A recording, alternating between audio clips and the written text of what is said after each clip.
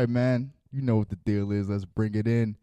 MIC Podcast episode 155. Deuce Nickel, man. Let's just sit with that for a little bit. 155, man. We're on as a master of their own creation. Our guest today, this is a wrestling week a little bit, man. You know, our guest today, you may know him. You may love to hate him.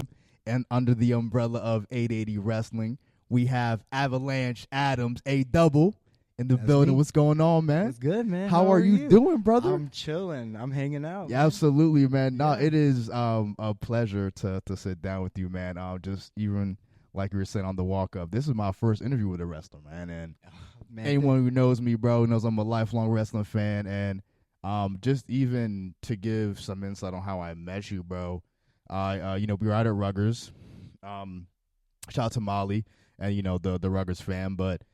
She had invited me just to one of your shows, one of the Thursday night fights, and we pre-gamed the Ruggers, went out, and I was just enjoying the show, man. Like it was like the first time I had been to 880, and y'all put on a hell of a show, bro. And I was just watching your match, and I just got caught up, and you were the heel, but I was like, yo, Av, let's go. You know what I mean? Like, I think no, because we'll get into that later, but you faced MV Young that night. Yeah. That was my it's a tough match. Dog. That was a hell of a match, dog. That match was fucking insane. I appreciate it. Thank you. No, for sure. Long. Yeah, no, dog. And we'll definitely get into your career, but the nerd in me just wants to talk about. Let's just talk shop real quick before we dive into your. Man. I mean, what's exciting you in the world of pro wrestling? Lately. Oh, like you mean like as far as like WWE and stuff? I mean, just wrestling at large. Like is there any particular person that's catching your eye? Again, just across the industry, it doesn't matter. Like, or storylines, or just like I really like. I just want to like. Honestly, like some of the people that I wrestle with at 880 are have like really bright futures. Yeah. Like Sammy Suntimer. Yeah. I don't know if you've seen him, but he's really good. I don't think I've seen Sammy, he wears peak tights. Okay. He's really chill dude too. Yeah, right. Just like seeing like how many like wrestlers there are in the world, it's insane. It really wild. is Like, nuts, I'll be right? on like social media, just like scrolling, and there's so many from Georgia, like everywhere. 100%. The business is huge. I mean, even in the surrounding area like West Virginia, Ohio, obviously Pennsylvania. Like, I mean, those are three huge, wrestling states. Like, it's those really states love wrestling for sure. Yeah. Is there or do you have your eye on pro wrestling at all, or like are you just kind of focused on the 880 scene? I am all in it to win it. Yeah, right. I'm trying to be everywhere. Yeah, right. I'm trying to be as many places that I can be just to get better at what I'm doing. I really, really, really care about wrestling. Yeah, right. It's something I've always been very, very passionate about. And yeah, I'm just trying to honestly just get as good as I can, and just there's a saying like become undeniable. Right. Yeah. Just get as good as I can. 100%. That's the main goal. Right No, bro. I mean, like you're well on your way. I mean, like, bro, I've seen your matches. Appreciate it. Like I was even going through the Rolodex, bro. Yeah, the Wolf. I got so much that I want to ask you, but you were saying that, bro, you're from South Carolina originally, right? Greenville, correct? Yeah, Greenville, South Carolina. Simpsonville. Okay, all right. It's like a suburb of Greenville. Got you. I mean, trust me, y'all. They probably won't be too pressed. It's like he's not from Greenville. It's actually Simpsonville. He's from. No, I know there's a Greenville, PA. Yeah. Okay. I know there's definitely a Greenville, PA, right? Yeah, it's like 2 hours away. Tell us in the comments if there's definitely a Greenville. If you live in Greenville, PA, reach out to the Master Creation Podcast. No, okay, but yeah, man, I mean, how was it growing up in South Carolina, man? So it's crazy. My whole life, I've been literally all over the place. Yeah. So I was actually born in a small town called Bardstown, Kentucky. Oh, shit, okay. I usually don't tell people that. Yeah. I was like 5 whenever right. It's like negligible, right? Yeah. My parents, my mom is from South Carolina, and then they wanted to move back, so my mom could be with her family kind of deal. And then I literally went like everywhere in South Carolina. Like it started in Greenville, then it went like Spartanburg, then it went Anderson. Then my dad wanted to move back to Kentucky, but I wanted to stay with my mom. So I was like, I'll just live with my mom in Anderson. South Okay, Carolina. okay, yeah, Anderson. yeah. And then I met my girlfriend. Okay. She's from Georgia. Okay. And we were basically kind of just like, there's nothing really to do down here unless we go to Atlanta, and Atlanta's kind of crazy nowadays. Yeah. And so we were just kind of like, screw it, let's just move somewhere. Yeah. It's like completely new, different. I've always liked the Steelers growing up. And, all the sports teams. So like, you were just naturally drawn to Pittsburgh. Yeah, and also my uncle's from here. Oh, okay. Word. Yeah, well, what part? That I have no idea, but I know he lived like maybe in Hershey. Okay, Hershey, PA, okay, far, well, yeah. It wasn't like 3 hours. He got me into the sports and stuff. Dope, so, man. So how old were you when you moved to Pittsburgh? How old were you and a girl? I was, I would think I was like 19. Yeah, I was pretty, and I'm 21 now. Yeah, okay, word. It's been a minute. Yeah, no, 100%. I mean, bro, picking up your life and moving. So, like, did you move, when you moved to Pittsburgh, did you know that you want to wrestle? So I knew from the very first match that I saw that I wanted to wrestle. And let's get into that, brother. Yeah. yeah, no, like, just what is your earliest memory of forming a relationship with wrestling? So, it started with Blockbuster. Okay. We used to rent stuff there like all the time. And I think it was Backlash 2007. Okay. I might be completely wrong on that, but I think the main event was like Randy Orton versus John Cena versus Shawn Michaels versus someone else, but the finish of the match, Triple H. It may have been. I think it was Edge. Was it? Okay, Yeah, all right. I mean, that match is fire regardless. Yeah, That's a fire dude. match. And I just remember the finish of that match. I just remember it being like, I think it was like Randy was down and super kick. Yeah. Right. And 1, 2, 3. Yeah, no, dog. That match is fire. Yeah, no. That's a great match. Crazy spot. Awesome spot. That's nuts. So, like, what made you, or I guess, like, what drew you to that, specific Backlash, where you're just like, picking random wrestling stuff? I think it was the first. That was the first wrestling pay-per-view I ever watched. That's crazy. Yeah, where were you at? Like, we're just like with homies, or okay? Yeah, I was in my living room watching it with my dad. I think I was like 9. Yeah, 8 or 9. Did was your dad a wrestling fan too, or no? Okay. No. No one in my family was a wrestling fan. Got you. I just kind of picked it up on my own because I heard kids talking about it at school. Yeah, I was like, what is this?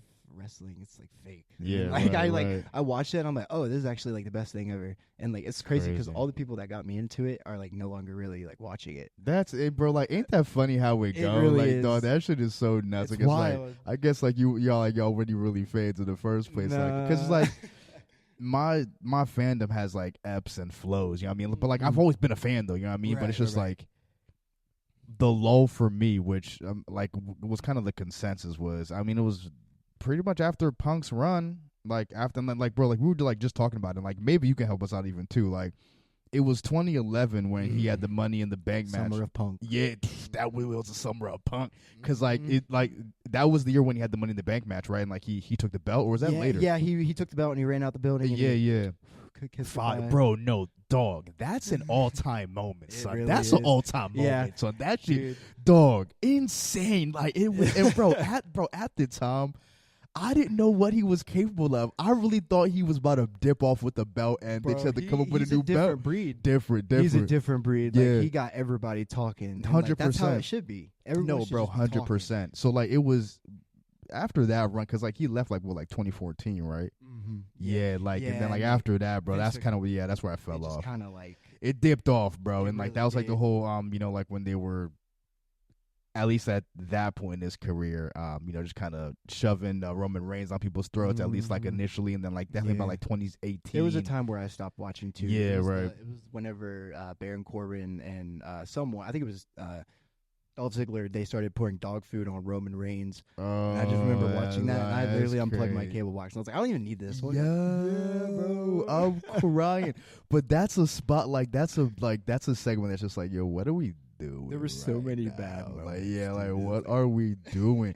This is our top star, bro. Dog food. What are we the doing? big dog. Get the fuck out of here, bro. That's fucking nuts. So I mean, bro, just even kicking it back again to that Backlash pay-per-view. Again, a great match to even kind of ask you what struck you about it? Was it just the presentation? Was it the characters? Was it? It was dude, I think it's just literally everything, the show aspect with the lights, the music, right, Edge's gear he was wearing, camouflage purple.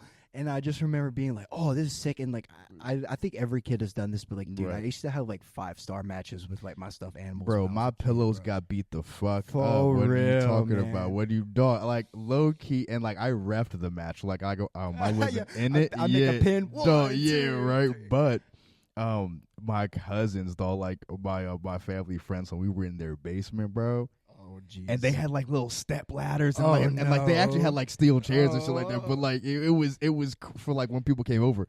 But like dog, no, like we were wilding down there. You mean to tell me that I shouldn't try this at home? Bro, what you mean? No, bro, that's crazy. Key, bro. It was moments in that basement where I'm just like, yo, we could actually go. This could actually go. Because, bro, like they were doing shit, bro. I was just like, I just like have such a vivid memory. Like there was like a spot with a ladder where, again, it's like a little like step. I may have like 3-4 steps max, but my one cousin jumped on my my one cousin, bro. Some sort of splash, whatever, modified splash, whatever move, dog, and like he kicked out, and then he like the pacing of it was just like, is this real? It was like it was just crazy. So dope. No. Yeah, dude, 100%. So amazing. I mean, we've all done that, yeah, though, bro. for 100%. sure. And, like I just remember literally like being on like using my bed as the ring and like going to like an imaginary tag partner and be like, right, and just like and like even with action figures, just like coming up with like spots. And I never had the action figures though, bro. Yeah, I know. I so like, many. I missed out. Like I'm sure my mom would have bought it for me, but I ain't wanna test it. Yeah, no. I ain't wanna test it. way. Yeah, I mean, she probably would have shot it down super quick at the time. But going past that, bro. So, I mean, like, just as far as when you decided to, all right, like, you know, I'm gonna pursue this. Like, who did you look to for early inspiration? Because like I feel like we're all inspired by like the greats, right? You know, you got the Stone Colds, bro. Me personally, my favorite. It changes every day, to be real, but as I'm speaking right now, I think Shawn Michaels may be the greatest wrestler of all time. Yeah, like for sure. the single greatest wrestler of all time, for dog. sure. Like he was different. The way he moved. No, he was different, bro. Yeah. Just from every aspect of the game, Aura. bro. Aura, you had the character, you had. I mean, song, bro. You had. I mean, like, you know, in ring, we didn't even have to really. We knew what it was. We knew what it was in Everyone ring. was getting sweet chin music. Bro. Like we knew what it was in ring. He was a savant in the ring. So many people use the super kick, bro. I know, and it's you know, insane. it's kind of watered down now, and you know, like people use it as, you know, they call it like a transition move, but. Not to run, but yeah, man. Just like, you know, for you, man, you know, who did you look to for like an early inspiration? Oh, for sure, 100% Rey Mysterio. Wow, okay, yeah. That was like who I really admired, like growing up as a kid. Yeah. Just because of like, he's so like small and like just like the things he can do and like the automatic like easy stories that you could tell for like whenever he goes up against someone that's like the Big Show, right? Or, like when Big Show like took put him on a stretcher.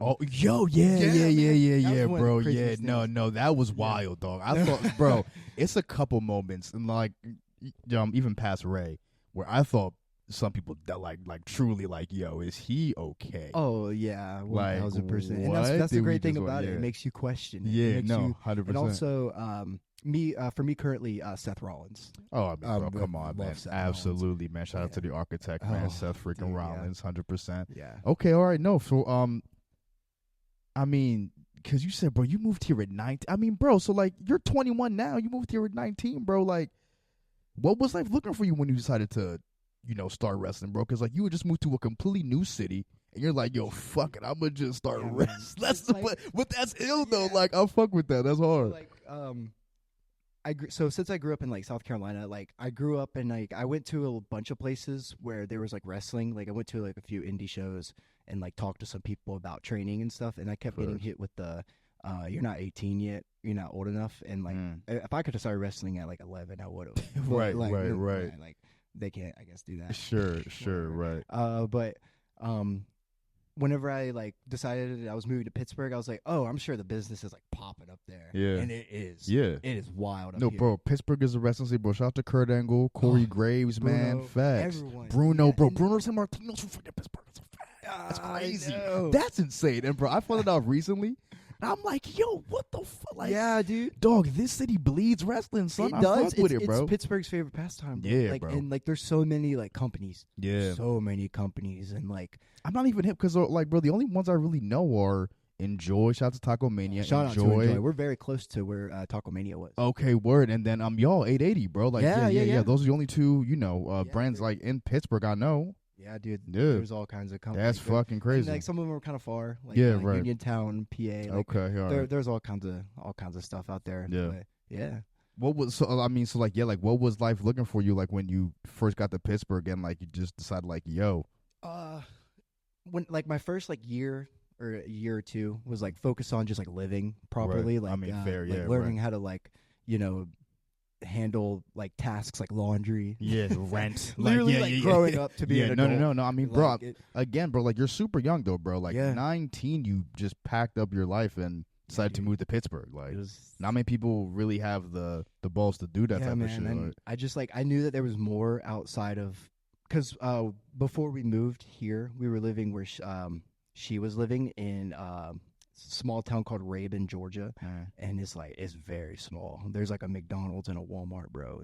That's it. Yeah, and like I just knew that there was more than life outside of like small towns like that, and I wanted to move to a city. Yeah, that wasn't Atlanta. Yeah, right. And and like that's So like just like after you got settled for like that first year, again, like was it always in the back of your mind like, yo, like I'm trying to get into the wrestling scene, or was it just something like you just stumbled upon? Yeah, for sure. The main thing that was always like holding me back was like I wouldn't say lack of motivation. It was a lack of knowledge of like where to go. Yeah, sure. And also I used to be very overweight, like obese, and like for real. Yeah. And I burned it like off within like a year and a half. How much weight did you lose? I weighed 285 around this time last year, and now I'm 210. Shut the fuck up! You weighed 285 last year. Yeah, dude. I worked at a factory. Yeah, and it was like very physically demanding. Sure, yeah. And I was doing that on top of wrestling. Yeah, it was like when I first started training. Yeah, and like the stress I probably put on my body, dude. It was probably. Terrible. Yeah, right. Yeah, you go from like a blue collar job to taking bumps literally immediately after. Yeah, it was like from 7 a.m. to 3 p.m. Then I go to practice at 6. Holy shit! Then I get off at practice, and it's like a 40-minute drive. It was a 40-minute drive. Now it's like right up the road, but nah, man, and like bro, that's what's quite like it's not quiet as kept, but I really don't think people understand the grind. Oh. If you it really is a lifestyle, bro. Like you really have to love this shit. It is. You know what I mean? And like it's some just people, some people are in it like to just wrestle with their friends. And, yeah, like, that's fine. Yeah, know, right. Like if it's just a hobby to 100% you, cool. But I could even tell, bro. Just like by your matches, like you fucking love this shit, bro. Oh, like dude, I was can truly tell. born to do this. You know, I agree, bro. Yeah, like I think you have so much potential, bro. And I think thank you. The world's in front of you. It's because like I even though like you're a little bit older than you were, bro. You're super young, bro. Oh, dude. And bro, like I'm just like, damn, bro. Like you really got a lot in front of you, bro. Yeah, I so that. Like how did you bro, how did you even come about just find out about, like, were you just asking around about 880 or like did someone approach you from? It's such a funny story, dude. So like I was dead, so I made the commitment to I bought a $40 membership to LA Fitness. Okay. Overpriced as hell. I mean, don't get me started on fucking LA Fitness. Oh no, we were talking about that thing the night I met you. It was on some fucking LA Fitness shit. Yeah, I was like, bro, fuck LA Fitness. But yeah, no, like I literally was like, okay, I'm gonna do this, and I had the goal in mind of just wrestling, and I just kept going to the gym thinking about wrestling. Okay. And I lost all the weight, and I just I kept trying to eat clean. Not perfect. But, yeah. I mean, do what I can. Dog, you were 285. Like that's nuts, dog. I used to like binge eat so much. Yeah, it's crazy, bro. Wild. I mean, bro, congrats, bro. You look fucking incredible, so dog. Yeah, absolutely. Yeah, and like I just like going to the gym, and then I was I went on Reddit. Yeah, I was there's a school here called IWC. It's okay. It's kind of far out. I'm not really sure where it is. Yeah. But like I just remember like texting, like trying to get on their Instagram and be like, hey, how do I start training? And they were like, you got to wait till the next class. It's like 6 months from now. And I was like, I'm not waiting that long. Right, so I was like, where else can I train? Word. And then some guy was like 880. And then I went to a show, talked to MV, and that was that. And I started training like the next day. Yeah. What was I guess Envy's demeanor like when it was just like, yo, who's this kid fucking like what's the No, it actually wasn't as bad as you might think. Okay, it was more just like I was like how much you charge, like stuff like that. Yeah. And he told me, and then I was just like, okay, like when can I start? And he was like, dude, you can start like this week. And I was like, okay. And then I sent him the money, and I was like, bet, let's do it. I went to Dick's, bought like a 10 pair. I still use this. I literally still use the same pair of knee pads, and like I'm just like rocking the wrestling shoes and the knee pads. I'm just like, let's do it. Yeah. And like, where'd you get your gear from? Did you order it? Like did you make it? So yeah, you talking about the white and black? Yeah. So that is there's this website called eLucha. It's literally the Walmart of just like wrestling gear. Right, I mean, so my gear isn't very like special.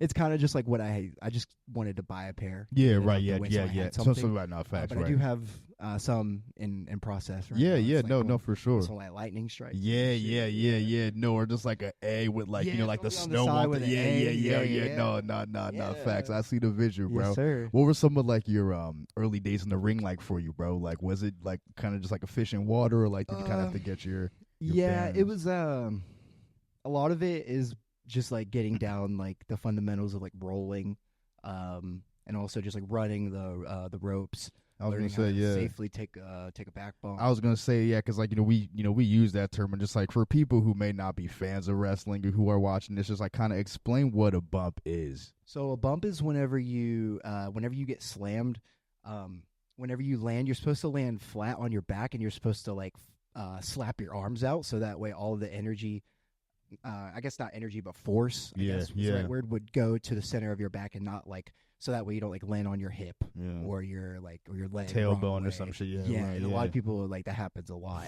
And also you tuck your chin so that way you don't like whiplash. Yeah, and like how is it keeping all like that in mind when you're and like bro, just because again, shout out to Tyler Ray Kendrick, bro. He was here yesterday, so like, bro, TR Kizzle in the building. But bro, yeah, he was just telling me all the mechanics of a bump. Mm-hmm. And I'm like, dog, it just makes me think of all the matches I've seen. I'm just like, yo, like really, it's really the matches you can't rehearse, like a ladder match, like Hell in a Cell, just like any extreme match like that, bro. And you're taking these bumps. It's like, bro, I don't know how y'all do that. Dude, like that shit's crazy. I watched the matches that I had like right after, and I'm like, I can't believe I can't believe I like did that. That's crazy. Like in my match with Envy, I took a bump on concrete. That's crazy. I mean, how did that feel, son? It was just like I'm professionally trained to take a fall now. Exactly. So like when I fall at work, I'm just like, oh shit, and I'm just like, oh, I'm good. I mean, like my elbow hurts, but like, I'm safe. That's insane, dog. Like what was your first bump like? It was like what was the feeling like? It was like I always heard, because like I watched like Tough Enough growing up, and like the scene of Triple H where he's like, you got a wife back home, she's probably wondering what you're doing, and stuff like this, and he's like, take a bump. See your balls and you're he's like, take a bump, and like I knew it was gonna be like hard, right. And I knew it was gonna suck. But like at the same time, I was like, "Oh fuck it." Yeah, I mean, like that's kind of how you have to like go. When and like whenever you're in the ring and you're in a match with like a crowd and everything like that, like you kind of just like forget it until like the next day. Yeah, what's the I guess the sensation on the mat like is it? Just to describe it. A wrestling ring is a lot of them are different. How it's usually is there's metal racks under it, and then there's planks of wood, right, and then like a very thin foam, and then canvas. Yeah. Taking a bump is basically just like, especially when it's like dead silent. Like taking a bump in training versus in a match is two different things. Taking a bump like in practice sucks way more because it's so quiet. Yeah. And just like it's like louder, and like you can hear like your body hitting like the mat just like harder than you would in a match. It's it's small things like that. Yeah. I mean, like when you first entered that scene, again under the tutelage of the King of Pittsburgh, man, like what was gonna like was it just all nerves and like, yo, like fuck it, this sucks, but I'm here. Yeah, You know, fuck it. Like I am in massive pain. You know what I mean? Dude, it's kind of like all the pain, like it goes away like after you are like after a training session. Like your body like calluses, right? Like it, like just kind of like you know, just like, and whenever you start, a lot of times when you hit the ropes, your back will get blisters because your back's not used to it, right? But over time, it kind of goes away. Yeah. How did you like go about like it's like pinning down like your style of wrestling? Like I'm still trying to figure that out. Yeah, I kind of just like. Does it correlate to what bumps you want to take? Usually not. Okay, so I'm all for doing crazy stuff. Like, no, bro, I know. Yeah, no, like you got to chill out, yeah, no.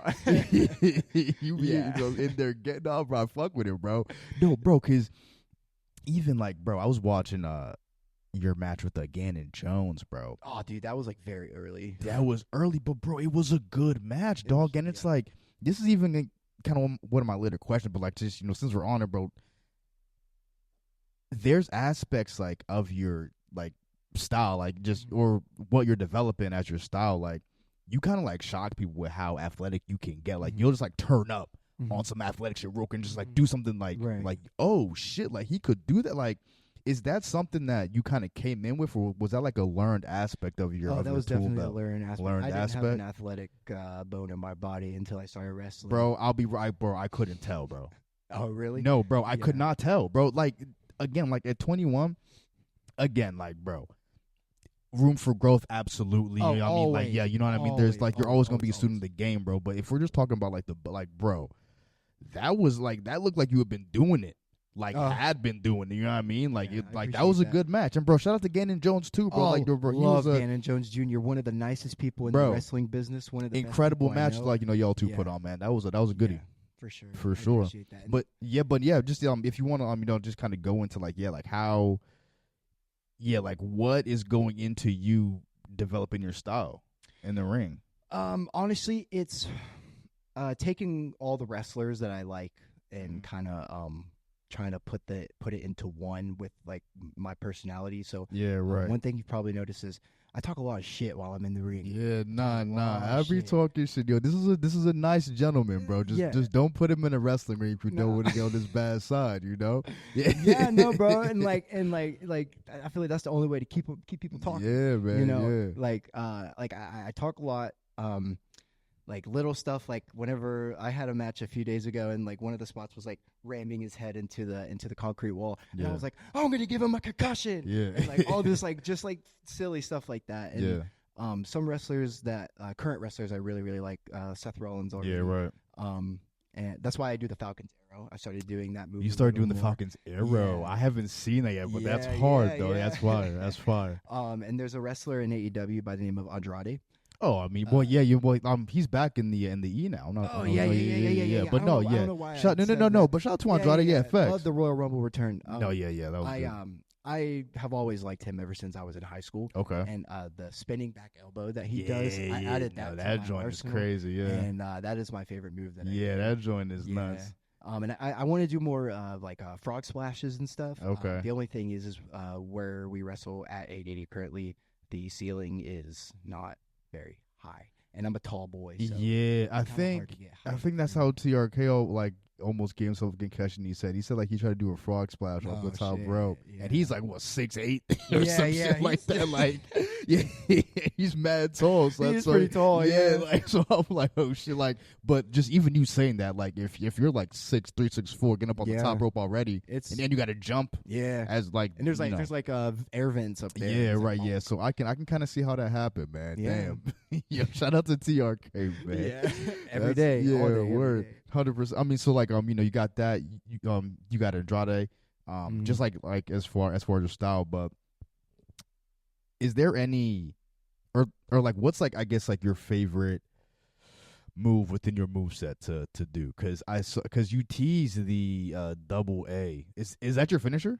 The double A. I was watching your match against what's my man's name? Aleo Dreams. Dream. Yeah, Aleo Dreams. Very talented, yeah. and like you tease like yeah. So that's my finisher. It's the TKO, which is the TKO, fireman's carry into a cutter. Yeah. Facts. That's hard. Okay. That's what I'm using currently. Okay, got you. All right. Because it's simple and it's effective and it's nothing too crazy. Right. I'm just using it temporarily. Yeah. Until like I can find something that's a little more like I guess what's the word I'm looking for? Like me. Yeah. Like something I create or something. What do you think are like the elements of a good finisher, bro? Like, what do you think makes a good finisher a finisher? Big. Like, yeah. Big and dramatic. And also like what comes before the finish, like the setup, like yeah. So like wrestling has like so much into it. It's like a story. I mean, literally. It's literally like, right. You have like the beginning of the match. The competitors come out right off the bat. You know who to boo. You know who to cheer. Right. They lock up, and then like, the babyface, the good guy. Right. Yeah. Right. We'll do like a shine, which is like arm drag, drop kick. He'll be like, yeah, come on. Yeah. Heel rolls out the ring, talks smack, comes back in the ring, tries to hit. And then it goes into like to heat. Right. And then a comeback, and then it's why it has like a whole little like. No, like it's a whole arc. Yeah, man. Yeah. Like it's a complete arc, bro. Like 100%. Yeah. What are some of like your favorite finishers in the wrestling industry? Kind of a loaded question. I mean, but it's like off top of your head. I'm trying to think. Like, the 619 is awesome. I mean, 619. I mean, bro, that shit was captivating, creative. bro. No, I saw that, bro. Like, that was a finisher I tried to fucking wrap my head around, I know. bro. And the daycare I went to, man. Shout out to Pepper Tree, man. Like the daycare I went to, bro. Like had these bars, bro. And I saw a kid do it.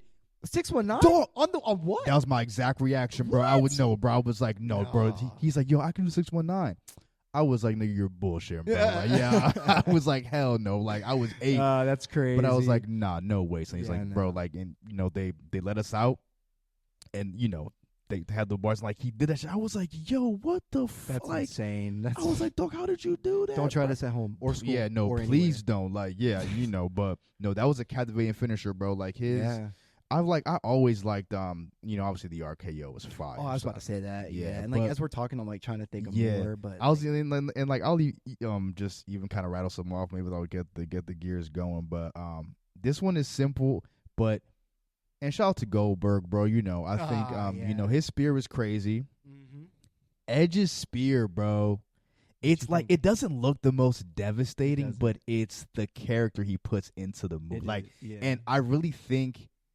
Nowadays, more so, Roman Reigns is in that tier of like he's kind of maybe taking over the spear a little bit, like really it's kind of his shit right now. Every time he hits it, it's huge. That I was crazy. You know what I mean? Really but bro, prior to that, bro, anyone doing a spear and it wasn't Edge, I wasn't even really feeling it, bro. To be real, you bro. Big Show do a spear, and it was. I saw Big Show do a spear. I almost turned the tail. I was like, yo, what the fuck are we doing right now, bro? Like Big Show doing the spear is crazy. Poor Big Show. I know, man. I know. I'm sorry, Big Show. No, man. Shout out to Paul. Shout out to White, yeah, no, but but like I was like, bro, Big Show, what do we got going on? But I think it's a testament also to just Edge's, character, bro. Oh, and, for sure. And just how you can make a move that not everyone does, but like a move that's been used before your own. Right. You know what I mean? Because like he gets into that corner, bro, he starts tweaking out. Like, he's like he starts flipping that. Yeah, he starts tweaking, bro. It's like, he's looking for it, most hated people in wrestling. He is one of my favorites ever, bro. So, nah, man, shout out to that. Is there any like aspect of your game that you were, kind of needed improvement on, at least initially, but now, it's sharpened up? Definitely calling things on the fly. So in wrestling, there's 2 ways to do it. I was about to say, and like go into that like a little bit. Like, how does that work? So it can either like you can either call it before, which is like. For me, since I'm new, that it helps me 100%. Like I can know what I'm about to do. Know what I'm doing, and even like my anxiety gets so high at wrestling shows. Sometimes I'm like, okay, like I can't remember stuff because my head's everywhere. Yeah, right. But you can either call it before, which is what I usually do, or like, dude, you can call it on the fly, and like when you do it, it's beautiful. Yeah. It's like I'm a big like hip hop head, and like Yeah, I love, but like, bro, come on, so freestyling yeah, and stuff. right, yeah. And like, dude, That's like it's like freestyling, dude. It's amazing. It's really beautiful. Like just being like, okay, headlock, and then it's like, okay, send me off, arm drag, drop kick, and then you just do it, and it's like it flows. No, dog, you look like you opened up a new perspective on that because that's literally what that shit like. That's insane, and it just is even. I'm even trying to think back. Like, do you know of any matches that were purely called on the fly that are like legendary there's matches? Some, like, I wish I could. Yeah, there's people I'm gonna have that to could. look. No, bro, 100%. I know. Like, I know Sean was a big proponent of that. But like, early in his career, Hulk Hogan is known as a liar. So I don't know how true this is. You may not be the best. But apparently, Hulk Hogan and The Rock versus at WrestleMania. I forget when it was. Oh, that was on the fly. That's fire. Yeah, and I think again, I don't know, but like apparently Goldberg's first WCW match was on the fly, which is just, I mean, that was 30 seconds though. Yeah, I mean, that was a 30-second. You know, I mean, that one was kind of. Yeah, I mean, at that point, I'm fucking around now, but like, bro, his matches are like combined like 30 minutes. Like, yeah.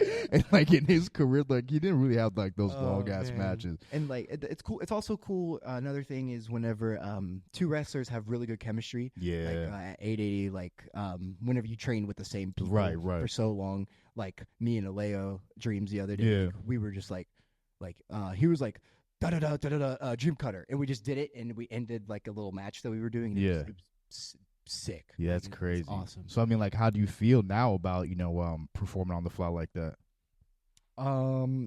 Still like work to do for sure. There'll always be work to do. That's I mean, like, that's tough though, bro. Like that's and you know, also just like keeping your ear open. Like, the person who's usually more experienced in the game will usually like be the one to like tell you mid-match like what's going on, and like it's kind of like a respect thing. No, in wrestling. 100%. It's like whoever's been doing it longer. Yeah, I mean, kind of like defer to the them, match. bro. And like For naturally, sure. I would hope someone would, but then this is the people got egos. People Oh, got, dude, no! Don't even get me into that right now. No. I mean, have you been in a situation with like someone with like obviously don't gotta drop no names or like nothing like that, but no like names at all, has there been a situation where it's like you've gotten a call and you're just like, I don't know if that's the right move? Not in the ring during a match. Okay, there's just like. There's just some like people, and it's like, bro, what you doing?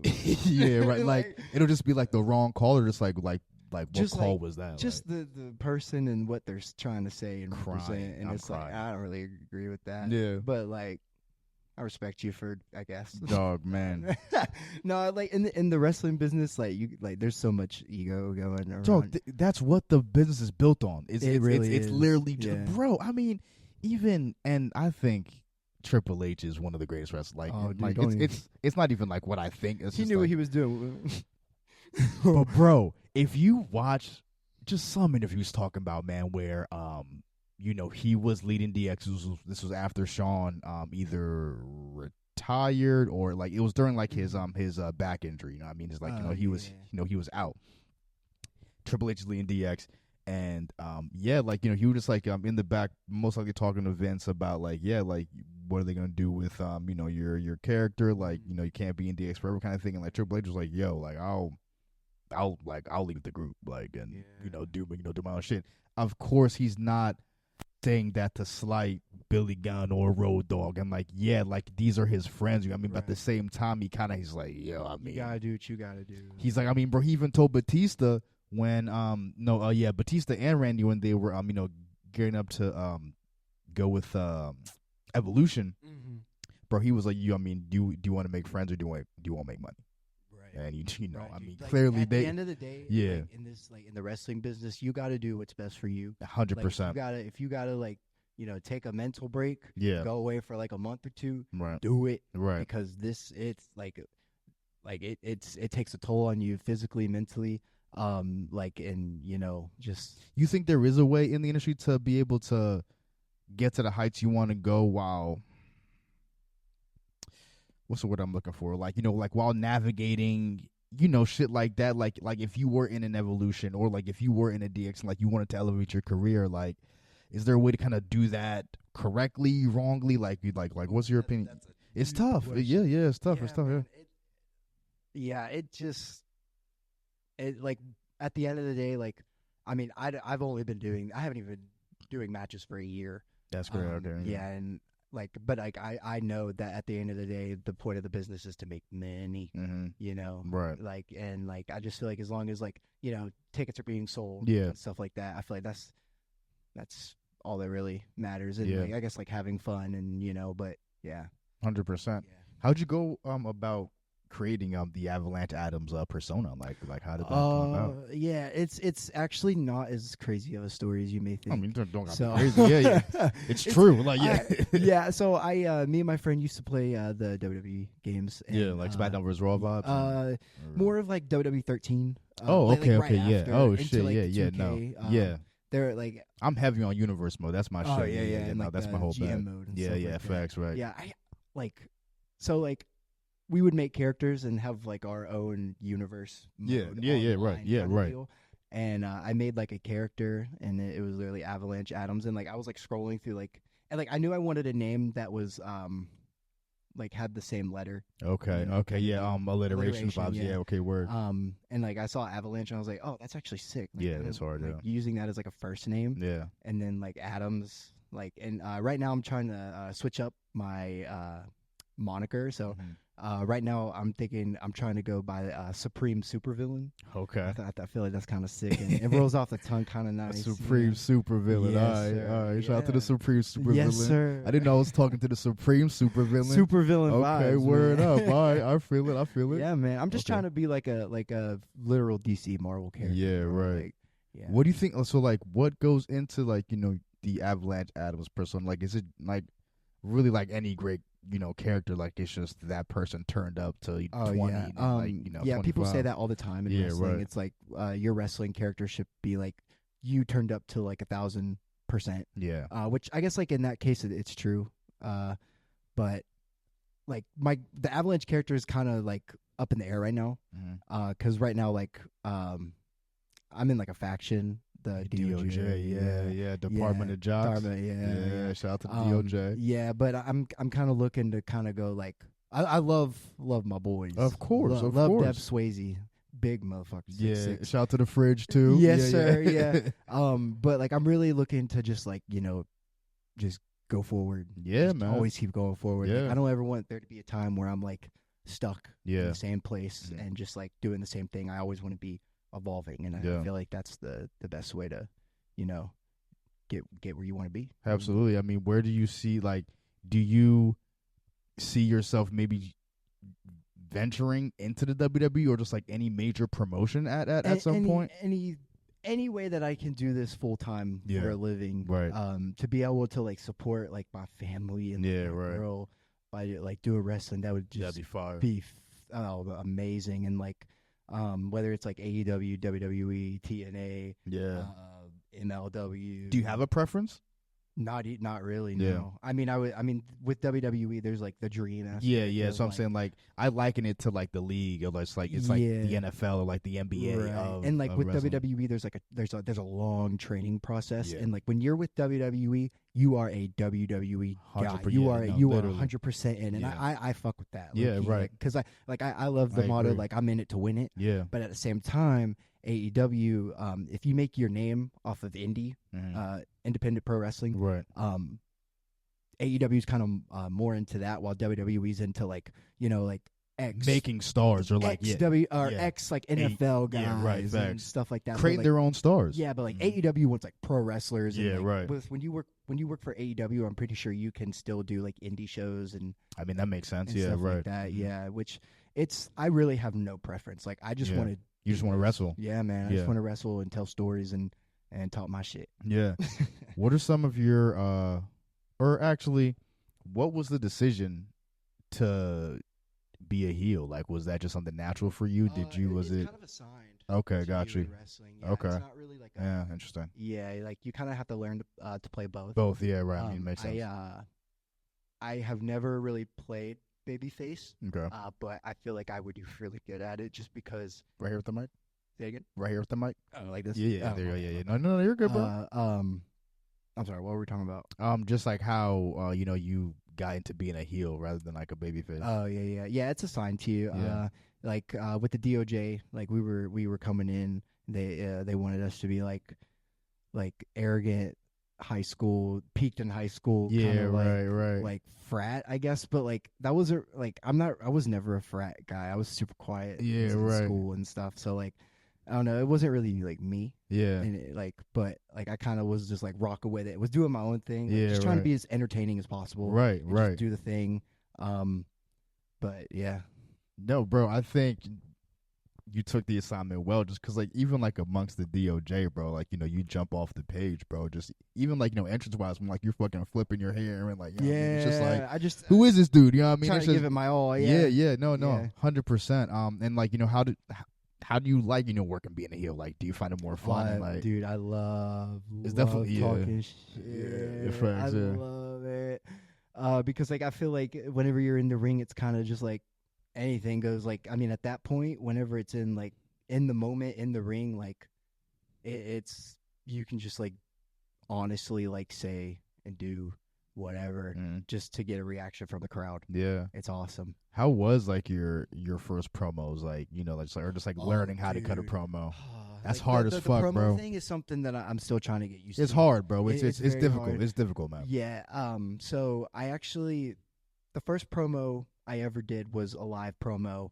It was terrible. I don't even remember a single word I said, but I was and again, I was just way for too quiet on the mic. For anyone who's also not to cut you off at all, bro. A promo is just someone talking their shit. Yeah. Pretty much, good or bad. For sure. Yeah. But just sorry not to cut you off. Yeah, no, you gotta explain. Some people don't know. That's what I'm saying. Right. My first like decent promo was against Gannon. I was like, we're gonna prove DOJ's gonna prove why we're the most athletic people here. Yeah. I'm gonna prove that I'm the all-star. And then his music hit, and we had our match. And then my favorite promo that I've done is right after my match with MV. I knew before the match I wanted to cut a promo because like there was just like a lot going on in my head at the time, and I was like, screw it, I'm gonna have this awesome match, hopefully, and then like just start. I got my girlfriend to film it for me. Nice. And she was like walking backwards after the match. I was like, my chest had handprints. Oh wait, yeah. I did see that promo. Yeah. Right. I was just like, I'm the best. Yeah, blah, right. Yeah. Just and that's how it should be. That's when it's like the best. 100%. Like your mind is still trying to recover from taking an ass beating. You know, really thinking about it. Nah, 100%. Like, where do you think your promo game is at right now? Oh, like nowhere, like to the point where I would like for it to be. Yeah. I wrote down in my phone like wrestling goals that I have, and one of them was to like be as comfortable as I can by the end of the year. Hell yeah. With promos, because it's very important. Yeah, dog. And it's I know. Shout out to the tribal chief, man, Roman Reigns. Like he caught flack again, just in like that kind of lull in his career. For his promos. But what do you think? Just with even knowing what you know now about the industry. What is the recipe for you, just from your perspective, for a good promo? What does every promo need?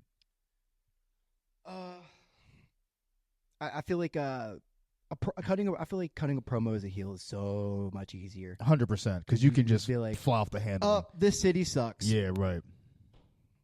You're right. Yeah. But like when you're a babyface, you kind of have to be like, it's a bit more of a dance. Like, yeah, right. It's weird in that aspect, but I found out that I much prefer cutting promos live in the ring with a microphone rather than having someone film it for me. Because when I have someone film it for me, it's kind of like I like feel like awkward a little bit. I guess like my cadence will be off. But when I have a microphone in my hand and like I'm in the ring, and it's like the adrenaline is like there, and I'm just like, oh, I'm in the zone. Like I can just like, as long as I just don't get diarrhea of the mouth and I just keep going. Like if I just keep talking and keep going, like everything's fine. Yeah. I saw that you were in Indianapolis. Yeah. Right. Yeah. Like was that was recent, right? Mm-hmm. Yeah, bro. Like was that the first time that you wrestled outside of Pittsburgh? I've wrestled in Ohio a few times. That was amazing. Yeah. That was probably my favorite show that I've done. Who was that show with? Was it with 880? Or? Yeah, it was a collaboration between 880 Wrestling of Pittsburgh, and there's a wrestling school in Atlanta called WWA4. Okay. It's ran by AR Fox, who's in AEW. it was a collaboration between them for Royal Rumble weekend. Okay, nice. And I was in a battle royal, or not a battle royal, Six man, or okay, like scramble. Okay, got you. Okay, 6 man, something like that. It was amazing. Like I've never been in like a venue like that. And like when we would do a move, like I did a suicide dive, and I just heard like the entire like arena like echo with like applause. Yeah, it's hard. Awesome. Yeah, it's crazy. It's just like super reaffirming. Oh yeah, yeah. It's like, right. oh wow, I'm like traveling, I'm going places. It's right. Crazy. Before like, because like I do want to get into your match again. The night I met you against Envy, man, I think that was a great match, man. Shout out to Envy Young as well, for sure, coach. But is there anyone that you just kind of found that you kind of have this chemistry with again? Like I saw your match with Gannon. It sounds like you work with Gannon a couple of times. So saw your match with DeLeo. Great match as well. It's like, is there anyone with let's just even keep it within 880 at this time. Yeah. That you feel like you just kind of have like that lit chemistry with in the ring. So there's a Pittsburgh wrestling legend. His name's Chris LaRusso. He trained me a lot. Like at 880, there's like a group of training. It's not just MV. It's like right. It's like all kinds of. It's basically everyone trying to help everyone. Right. Yeah. 100%. Chris LaRusso. Like I had a match against him the other day, and it was amazing. I think personally, him for sure. As far as like 880 like students, like people I've trained with, Sammy Suntimer, Aleo. I've just like trained with them. Yeah. Like so much. To the point where like I know what they do, they know what I do. Right. Like, so right. if we're in a match and we get lost, all I gotta say is like, okay, let's do the thing, showtime, and like we know what we're kind of doing, Right. It's really cool how you get to like just get comfortable like wrestling people, Dude, like I've seen you pick up people like twice, 3 times your size. Yeah, also wrestling too, dog. I mean, but it's wrestling, but at the same time, it's like you gotta keep a grown man up there, bro. Like. Yeah. Again, bro, like I just think people would, because like, bro, like I saw you do, I think it was a back suplex on Gannon, and I was like, yo, how the fuck, dog? Yeah, I was like, dog, how the fuck did he get him up there, bro? Yeah, and like Gannon's very athletic though. I mean, bro, like, I mean that's 100%, like, but it's like it's a dance, and like shout out to Gannon for getting up there. And you being a solid base enough, like hard enough, like to fall back. I mean, in moments like that, bro, like, do you shock yourself with like, damn, like that's fucking crazy? I wouldn't say I shock myself because everything I do like before, everything I do in matches, like I know I can do before because like I right. I mean that makes sense, right? That I can actually do it, so I don't end up murdering anybody. I mean, fair play, right? Don't want any homicides. It's scary in there, man. Yeah, I mean, dog, real shit. Yeah. So just going into your match against the King of Pittsburgh himself, man, Envy Young, man. Just what was it like? Being in the ring with Envy. Teacher yours. And just sharpening your sword, your wrestling sword against Envy. So that show that you guys came to, it was awesome. Because there was the snowstorm. It was like a lot of people that a lot of people come, right. Yeah, right, right. Come, yeah, like, that's from true. Further away. Yeah. And so they were like, ooh, for icy roads. I live in Brighton Heights. Okay. Which is kind of close to 880. Yeah. So I was just like, oh, I'm going. And so, but like all the people from Ruggers came. And like y'all were loud. No, we were deep, son. Y'all were popping. No, y'all were loud. We were Ruggers was in the building that night, dude. for sure. And like I just remember like going into that match, like I made it very clear to everyone that I wanted to wrestle MV because I knew if I did, I would pick up so many new things and just like all this other stuff. And we did the match, and a lot of people called out of the show because of the ice on the roads. So, and when I got there, MV was like, hey man, like we're gonna probably go like 20 minutes, and I was like, oh, that's a long time because I'm used to like 5 to 8 minutes. Yeah, word. And then he was like, it was very known that I kind of struggle to remember spots when we call it before. I'm still working on that, right? Because like just remember. It's a lot. Stuff. I mean, like it is a lot. Yeah, and he was just like, I know you can't remember like it's like 3 spots, so we're just gonna do it on the fly. And I was like, okay, and we did it, and it was not perfect, but it was it was good. Hell It was yeah. pretty good. No, bro.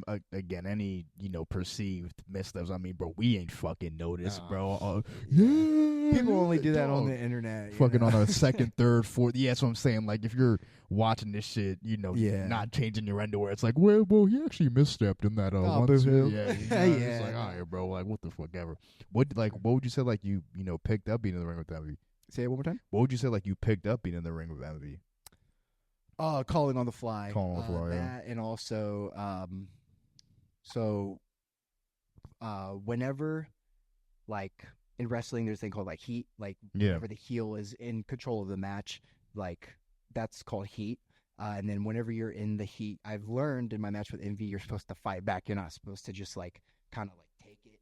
When you're in the heat? Yeah, okay, like you kind of want to like fight back and show like hope. Yeah, to right. the audience to like show them like you're still in this, you're not dead. Yeah, right. You know? So like fight back a little bit. Like I don't know if you remember, but like there was a few points where like he was like whooping my ass. Yeah, and, like, right. Then I like came back and like hit him with one. He hit me with one. I definitely remember that spot. Yeah. Fracks, and that did not look like it felt good. Like, yeah, dude, my chest had like hair. Dog, yeah. I mean, how do you feel about the chop? I mean, like, what is it like getting chopped in the ring? Like, it depends on who's giving it. MV Young's chops are rough. No, they never look like they feel good. So like, yeah. No. I was watching a couple of MV's matches. I'm like, yeah, he definitely lays it in for sure. Like usually when I take a chop or I'm going to take like a big move, I'll take like an exhale out to like make sure I get all of like my breath out so I don't choke on. Yeah, right. Yeah, fair. Like with that, like no amount of breathing techniques can help you. Can't prepare you from a chop from MV.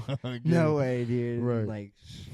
What do you think, or like, what is your perspective on like the psychology within the ring? Like, why you do certain shit, or just like the pacing of like certain stuff. It's so deep. Yeah, like, dog. That shit is crazy. Yeah, like in wrestling, and there's they called a cutoff. So like, let's say,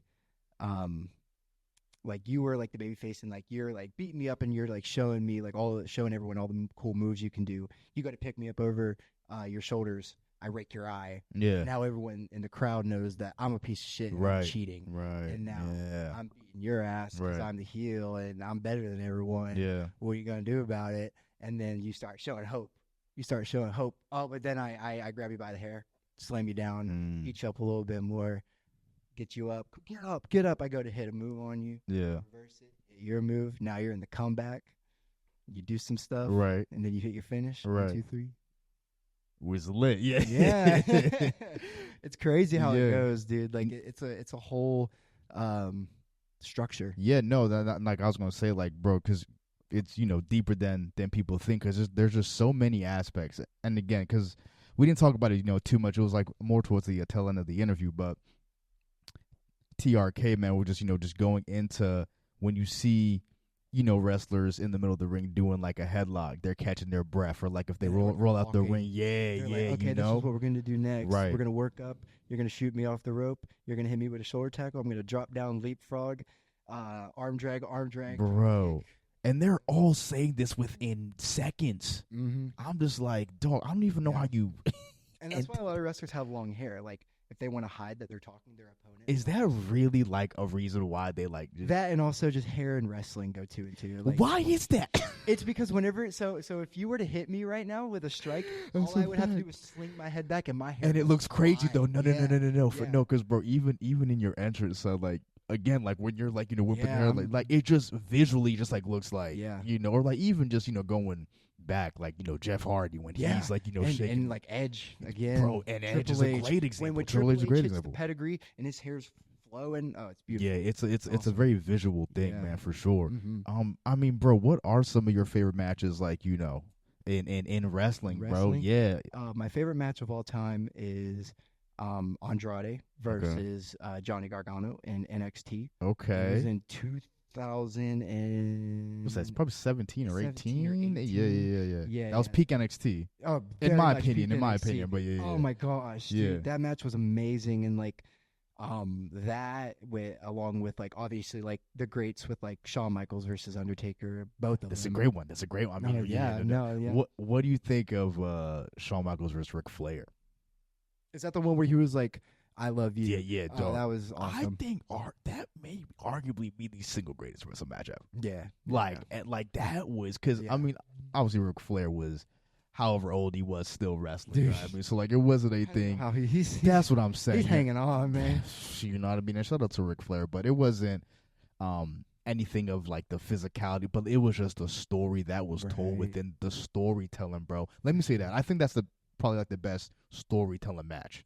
Ric Flair versus Shawn Michaels. Yeah, bro. I would because like you know, like the match was very like, again, it was WrestleMania. So like, it wasn't boring by any means. You know, it's like as far as like the spots or anything like that. Mm-hmm. I'm pretty sure there's actually pretty crazy spots where, like Shawn Michaels, like I think he missed a moonsault to the outside announcer's table. Yeah, and like that's wow. Yeah, that's goddamn dog. Like that one. You know, for sure. And even because in high school, I grew up in high school watching like the kind of rough parts of WWE. Yeah. Shout out to WrestleMania 33, Roman Reigns versus Undertaker. Oh yeah, okay. I mean, dog, that is just remember what went down. Dude, like you remember that? I don't, bro, because like I don't even think I watched that match. I'll be real. Yeah, dude, the crowd was dead by the end. That's fucking. I mean, granted, to be fair, dog, though, like they do make you sit through a lot of wrestling, dog. Like at WrestleMania, and that's just like 8 hours. That's crazy, including like the pre-show and like. And bro, if you're actually there live, bro, that's like a 10, 11 hour day for you, bro. Like it's like hot. Yeah. You feel me? And people drinking, you know what I mean? You know what I mean? Like, you know, you have no sort of, like, what substances are going on up there, bro? And like by hours, by the main event, people are. Yeah, it's like by the main event, a lot of time. Like, thankfully, like WWE has like toned down all the time, but like whenever they were going 8 hours, like they were chanting boring. They were and, bugging, like, son. Beach balls were like in the crowd. They were just trying to entertain themselves. 100%. It wasn't worth like. Yeah. No, they were bugging with those times, bro. They wanted it to be nothing but wrestling, son. Bro, yeah, because like I know you were saying, you know, Rey Mysterio was like an early inspiration, and but all time list, bro, like all time list, or like let me not say all time because that's whatever. Like who were your favorites? Yeah, like your top 5 favorites. I do a top 5. All right, this is always hard. I think number 1 is definitely Undertaker. Just because of how long he's been in the game. Fair play. How just like his character and just how recognizable he is. Right. Definitely my number 1 is Undertaker. Number 2 is probably Seth Rollins, just because he inspires 100%, me and like the way he moves in the ring, right? The stuff he does. Number 3. Rey Mysterio. Yeah, shout out to Rey. 4.